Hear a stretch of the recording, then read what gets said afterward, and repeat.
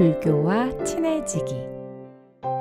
불교인 김민희 선생님과 함께하는 불교와 친해지기. 지금 만나보시죠.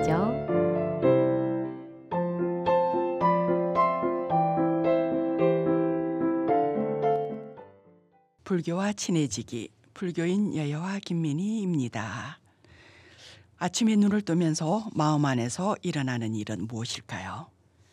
오늘은 무엇을 하고 어디를 가고 누구를 만나 어떤 음식을 먹어야 하나? 어제 못한 일은 없는지, 해야 할 일은 무엇인지 메모를 들여다보고는 가벼운 식사와 차를 마시는데 하루 중 가장 행복한 시간입니다. 소담한 차탁에 놓인 맑은 차 한 잔과 울산 BBS 불교 방송에서 전하는 스님의 말씀을 들으면서 하루를 시작합니다. 보통의 일상이지만 관심을 가지고 주변을 돌아보면 재미난 일이 생각보다 많습니다. 화려하지 않고 고급지지 않아도 반겨주는 자연의 생활입니다.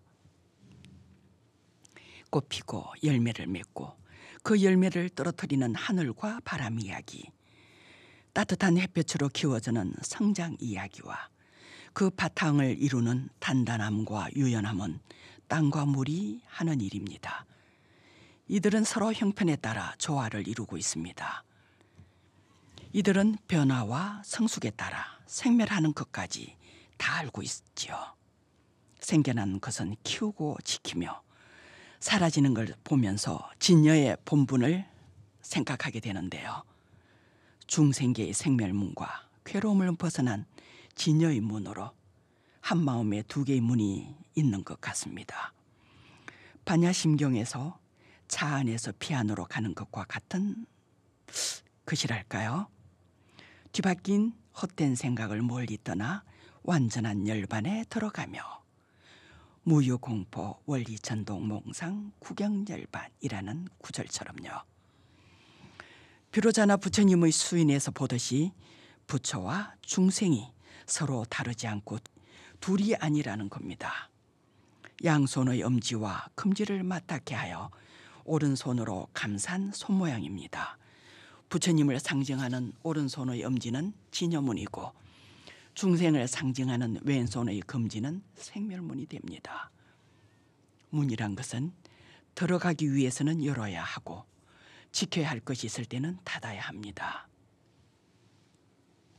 불교의 계율적 작용에서는 열고 닫고를 적절히 조절하고 있고요.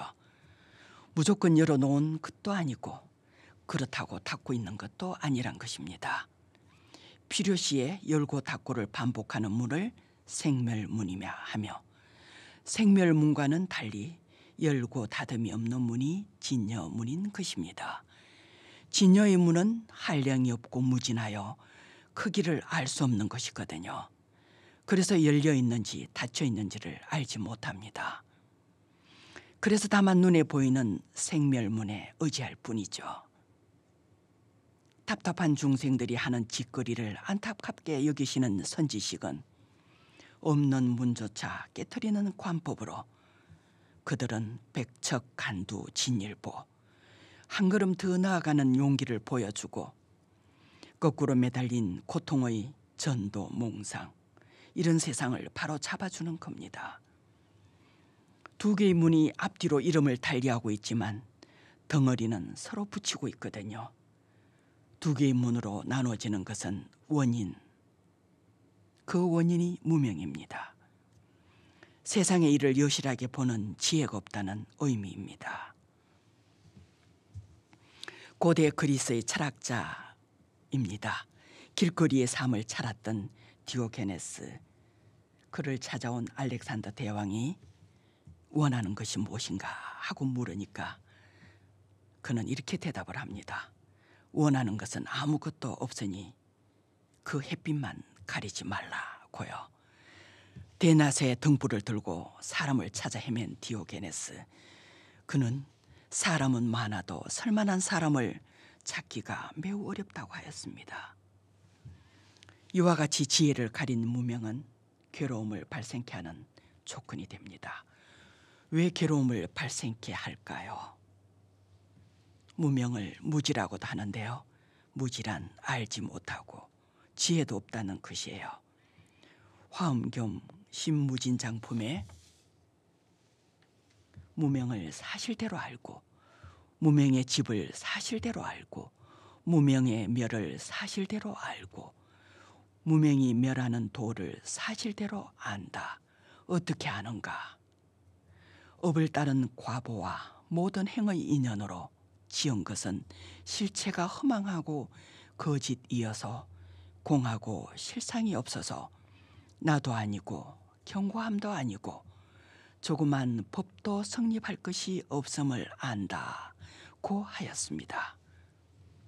나와 대상을 포함한 모두를 바로 알지 못한다는 것입니다.